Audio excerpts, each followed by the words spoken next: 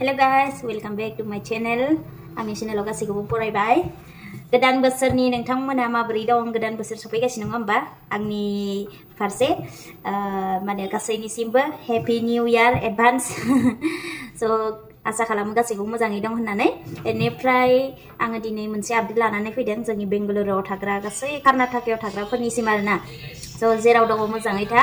नोंथांमोना जिमान हायो दायो गोबां लैंग्वेजनि वार जादों आरोना दावराव दावसि जादों एकदम लैंग्वेजनि कर्नाटकानि लैंग्वेजखौ माने सोलोंनांगौ एबा 60% को माने साइन बोर्डफोराव लिरनांगौ जाहैदों आरोना 60% खौहाय सो माने गाव गावसोरनि कर्नाटका बे माबानि माने लैंग्वेजखौहाय गावसोरनि लकेल लैंग्वेजखौ 60% माने बोर्डफोराव लिरनांगौ जाहैदों आरोना इंलिश बेयाव सलिया हिन्दी सलिया जाहैदों आरो बेनिफ्राय जियानो जा लैंग्वेजआथ' गासै लैंग्वेजआनो मोस्ट इम्पर्टेन्ट जोंनि थाखाय नङा होमबा गासै अल लैंग्वेजआनो सोलोंना लायोबा गाव गावनि थाखायनो मोजां जोंथ' बर' नालाय जों बर'फोरा जिखि लैंग्वेजआनो जाया मानो जोंहा सोलोङोबा जों थाब रोंखायो नङा होमबा स' होमबाबो गासैखौबो हाजोबा जों जोनोमनिफ्रायनो सोलोंना फैखायाखै नालाय स' बेनिखायनो जि हायो एसे एनै सोलों आरोना जों कर्नाटकायाव दङ हिसाबै एसे एनै सोलोंना लानाया मोजां बिथांमोनजों रायलायनो थाखाय एसेबाबोथ' सोलोङोबा गावनि थाखाय मोजां नङा होमबा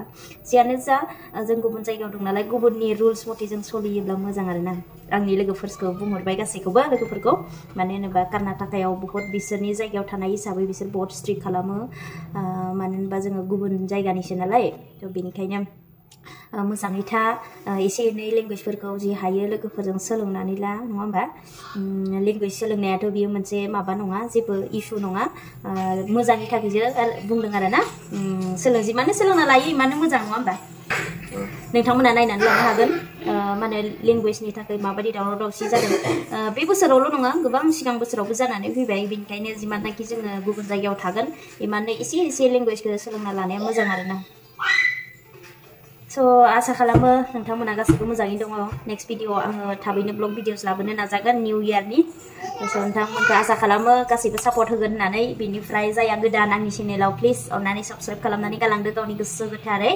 बेनिफ्राय मोजां मोनोबा लाइक खालामनानै गालांदो मोनसेब्लाबो गावनि बिनानाव एबा बिब' लोगो हिसाबै साननानै आरोना नेक्स्ट भिडिअ थाबै लोगो मोनफिनगोन होननानै आं आसा खालामो स' नोंथांमोना ससे नायनानै लादो जोंनि बेंगलराव कर्नाटकायाव जों थानाय जायगायाव माबायदि दावराव दावसि जादों लेंगुवेजनि बागै नायनानै लादो आरोना स' नोंथांमोना नायनानै कमेन्ट्स हरबानो जाबाय Vandalized, luxury stores attacked. Language activists rampage across the streets of Bengaluru days after the city civic body slapped notices on commercial establishments to sport signages in Kannada. Karnataka Rakshana Vedika workers led by Narayana Gowda smashed glass doors and destroyed English signboards of multiple businesses in the IT city on Wednesday.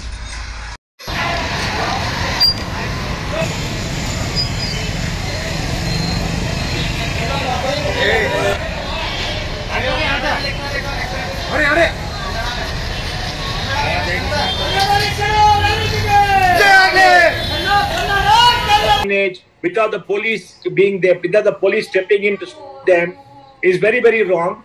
We had mob violence in Bangalore. We had a reign of people who are violent, going and destroying signage, hitting people in some areas and going around and shouting on the street. We failed to protect the life and property of people yesterday, and that is very, very shameful.